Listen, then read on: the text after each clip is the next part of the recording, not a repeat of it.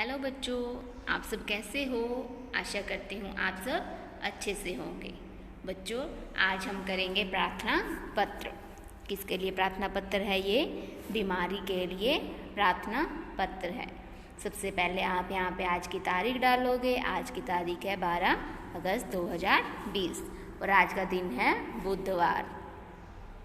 और हम कौन सा प्रार्थना पत्र कर रहे हैं? बीमारी के लिए मुख्य अध्यापिका को प्रार्थना पत्र। बीमारी के लिए हम मुख्य अध्यापिका को, प्रिंसिपल मैम को प्रार्थना पत्र लिख रहे हैं। ठीक है बच्चों, तो सबसे पहले आपको यहाँ पे जो पत्र लिख रहा है उसको जिसको लिख रहे हैं उसका आपने यहाँ पे एड्रेस लिखना होता है। सबसे पहले यहाँ पे लिखोगे आप सेवा में, उसके बाद कोमा लगाओगे, फिर श्रीमती मुख्य अध्यापिका जी, यहाँ पे फिर से कोमा लगाओगे। ठीक है, अगर आपके स्कूल में प्रिंसिपल सर है तो यहाँ पे मुख्य अध्यापक लिखते हैं, अगर प्रिंसिपल मैम है तो मुख्य अध्यापिका लिखते हैं। ठीक है, इसके बाद फिर अपने स्कूल का नाम लिखते हैं। अपने स्कूल का नाम है DRM पब्लिक स्कूल। फिर स्कूल के नाम के पीछे फिर कोमा लगाना है। फिर कौन सा डिस्ट्रिक्ट है यहाँ पे? पानीपत। फिर यहाँ पे क्या लिख देंगे हम? पानीपत।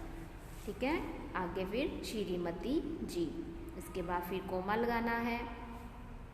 ये सारा लिखने के बाद फिर आपने बताना है कि मैं किसके लिए प्रार्थना पत्र लिख रहा हूँ। बीमारी के लिए प्रार्थना पत्र है जिसके लिए आपको मैडम से जितने भी दिन का 1 या 2 दिन का अवकाश लेना है। उसके बाद फिर लिखेंगे स्वीय निवेदन यह है कि मैं आपके स्कूल में 3री कक्षा का, देखो बच्चों, अगर आप लड़की हो तो यहाँ पे की लिखोगे, अगर लड़के हो तो यहाँ पे का लिखोगे। ठीक है, 3री कक्षा का, अगर लड़का है तो का, लड़की है तो की। फिर छात्र या छात्रा, अगर लड़का है तो यहाँ पे छात्र लिखना है, अगर लड़की है तो यहाँ पे छात्रा लिखना है। ठीक है बच्चों, ये मैंने यहाँ पे दोनों वर्ड लिखे हैं। अगर आप लड़की हो तो आपने की लिखना है, अगर आप लड़के हो तो यहाँ पे आपने का लिखना है। दोनों चीज़ें आपने नहीं लिखनी है। ये मैंने आपको समझाने के लिए दोनों चीज़ें लिखी हैं। ठीक है, लड़के हो तो छात्र लिखोगे, लड़की हो तो छात्रा लिखना है। ठीक है, तो हमारी पहली लाइन हो जाएगी स्वीय निवेदन यह है कि मैं आपके स्कूल में 3री कक्षा की छात्रा हूँ। कल रात से मुझे बहुत तेज बुखार हो गया है। कल रात से मुझे बहुत तेज बुखार हो गया है, इसीलिए आज स्कूल नहीं आ सकता या सकती। सकता लड़के लिखेंगे और सकती लड़की के लिए। आज मैं स्कूल नहीं आ सकती या आ सकता। कृपया करके मुझे 1 दिन का अवकाश प्रदान करें। कृपया करके मुझे, आप जितने भी दिन के यहाँ अवकाश लेना चाहते हैं, 1 या 2 दिन का अवकाश प्रदान करें। आपकी अति कृपा होगी। आपकी अति कृपा होगी। धन्यवाद। फिर आपने यहाँ पे धन्यवाद लिखना है। फिर आपने लिखना है आपका आज्ञाकारी शिष्य। यहाँ पे देखो आज्ञाकारी शिष्य, अगर लड़का है तो शिष्य लिखना है, अगर लड़की है तो शिष्या लिखना है। यहाँ पे आ की मात्रा लग जाएगी। ठीक है, लड़की है तो शिष्या लिखना है, लड़की है तो शिष्य लिखना है। फिर अपना नाम लिखना है, कक्षा, रोल नंबर और तिथि। जब आप ने छुट्टी लेनी है तब की यहाँ पे डेट डाल दी है।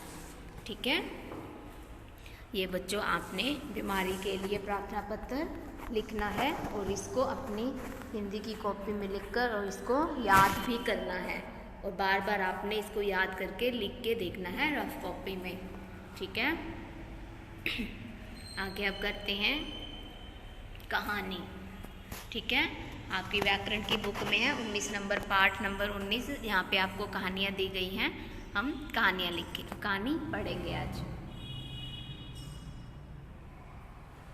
की हमारी कहानी का नाम है मगरमच्छ और बंदर।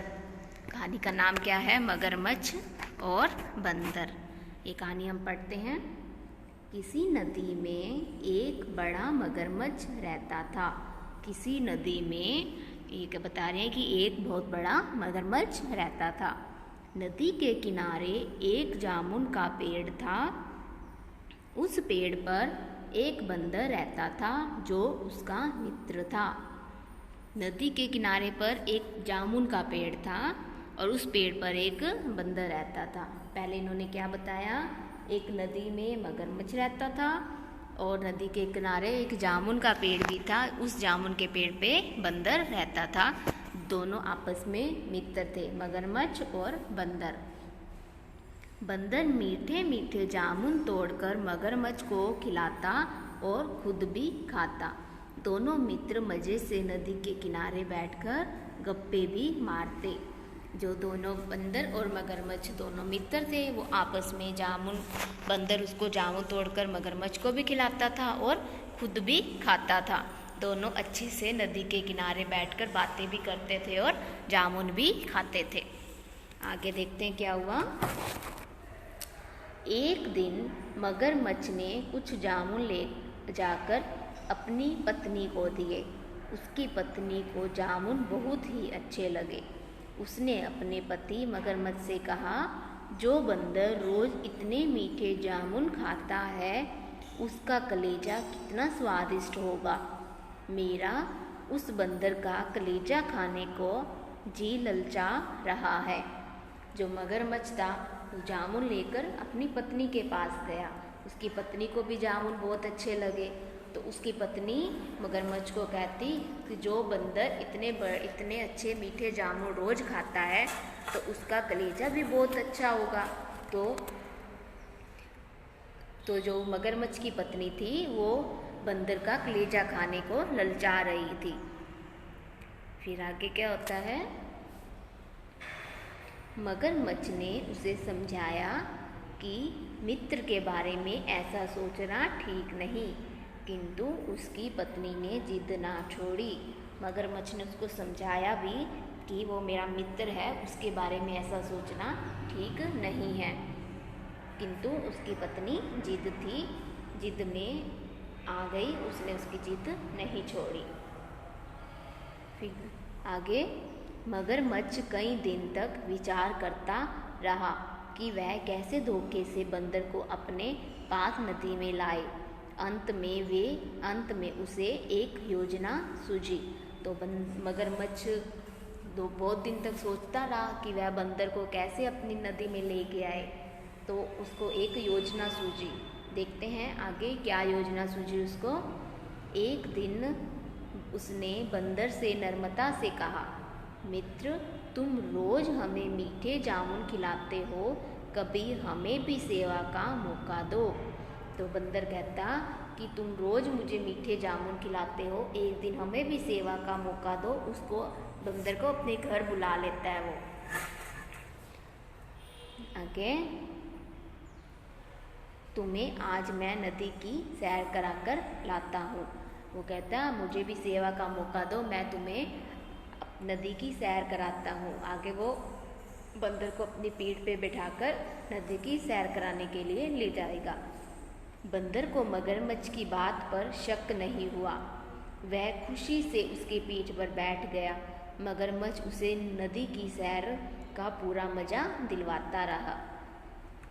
तो मगरमच्छ ने बहुत अच्छे से बहुत प्यार से कहा था बंदर को कि तुम रोज़ मुझे जामुन खिलाते हो, कभी मुझे भी सेवा का मौका दो कि मैं भी तुम्हारी कभी हेल्प कर सकूं। तो वो उसको कहता कि तुम मेरी पीठ पर बैठ जाओ, मैं तुम्हें पूरी नदी की सैर कराऊंगा। तो बंदर को उसकी किसी भी बात पर शक नहीं हुआ। वो उसकी पीठ पर बैठ जाता है और वो उसे पूरी नदी की सैर करवाने लग जाता है। आगे देखते हैं मगरमच्छ ने क्या किया। जब वे दोनों नदी के बीचों बीच आ गए तो मगरमच्छ ने बंदर को अपनी पत्नी की इच्छा प्रकट की। बंदर को अपनी इस मुसीबत से छुटकारा पाने की तरकीब सूझी। तो जब नदी के बीच में आ गए थे तो मगरमच्छ ने मगरमच्छ ने बंदर को सारी बात बता दी कि मेरी पत्नी ने ऐसे ऐसे कहा है।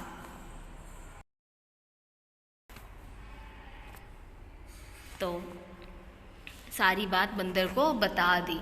तो इस मुसीबत से बचने के लिए बंदर को भी एक तरकीब सूझी। उसको पता चल गया कि ये मगरमच्छ अब मुझे अपनी पत्नी के हवाले कर देगा। फिर आगे बंदर को क्या तरकीब सूझी, उसने मगरमच्छ से कहा, अरे दोस्त, यह तो छोटी सी बात है, मैं प्रसन्नतापूर्वक अपना कलेजा दे दूंगा, लेकिन इन दिनों मैं अपना कलेजा जामुन के पेड़ पर छिपा कर रखता हूँ। तुम मुझे वहीं ले चलो, मैं तुम्हें पकड़ा दूंगा। तो बंदर भी बहुत चालाक था। वो कहता, मेरा कलेजा तो पेड़ पर ही छुपाया हुआ है मैंने, तुम मुझे वापस पेड़ के पास ले जाओ। मगरमच्छ तो मूर्ख होता है, उसने उसको ले जाएगा उसके पास। तो फिर वो कहता है, मगरमच्छ मूर्ख था, वह बंदर की चतुराई को नहीं समझ सका। वह तेजी से तैरकर बंदर को जामुन के पेड़ के नज़दीक ले गया। बंदर एकदम कूदकर पेड़ पर चढ़ गया और बोला, अरे मूर्ख, क्या कलेजा पेड़ों पर रखने की चीज़ है? तुम स्वार्थी मित्र हो जो मेरी जान लेना चाहते थे। अब यहाँ से भाग जाओ। कपटी मित्रों से कैसी दोस्ती, कभी भी मुझे अपनी शक्ल ना दिखाना। ठीक है। तो मगरमच्छ मूर्ख था, वह बंदर की चतुराई को नहीं समझ सका। वह तेजी से तैर कर गया और उसको पेड़ के पास ले गया। बंदर ने कूद कर पेड़ पर छलांग लगा दी और उसने कहा कि तुम तो बहुत बड़े मूर्ख हो, तुम्हें तो इतना भी नहीं पता कि कलेजा पेड़ पर रखने की चीज़ होती है। तो तुम तो स्वार्थी मित्र हो, तुम मेरी अपने मित्र की जान लेना चाहते हो। यहाँ से भाग जाओ। मैं कपटी मित्रों से, स्वार्थी मित्रों से दोस्ती नहीं रखता और तुम मुझे अपनी शक्ल कभी मत दिखाना। तो मगरमच्छ शर्म से पानी पानी हो गया और वहाँ से चुपचाप चला गया। इसीलिए सच्ची कहा है किसी ने, नर्मदा के पीछे स्वार्थ है तो वह एक ढोंग है। तो इन्होंने मोरल, हमें शिक्षा यही मिलती है कि अगर कोई नर्मदा से अपना स्वार्थ पूरा कर रहा है तो वह एक ढोंग है, वह असली में नर्मदा नहीं होती, वह एक स्वार्थ है। ऐसे मित्रों से हमें बचकर रहना चाहिए जो अपने स्वार्थ के लिए नर्मतापूर्वक हमसे व्यवहार करते हैं। ठीक है। इस कहानी से हमें यही शिक्षा मिलती है कि हमें नर्मदा के पीछे जो स्वार्थ होता है वह ढोंग होता है, असली में वो नर्मदा नहीं होती। ऐसे मित्रों से हमें बचकर रहना चाहिए। ठीक है। तो बच्चों, आपने इस कहानी को दोबारा से पढ़ना है और इसको याद भी करना है। ठीक है। और जो प्रार्थना पत्र मैंने दिया है वो अपनी कॉपी में, आपने हिंदी की कॉपी में इसको लिखना है और उसको भी याद करना है। ठीक है। धन्यवाद।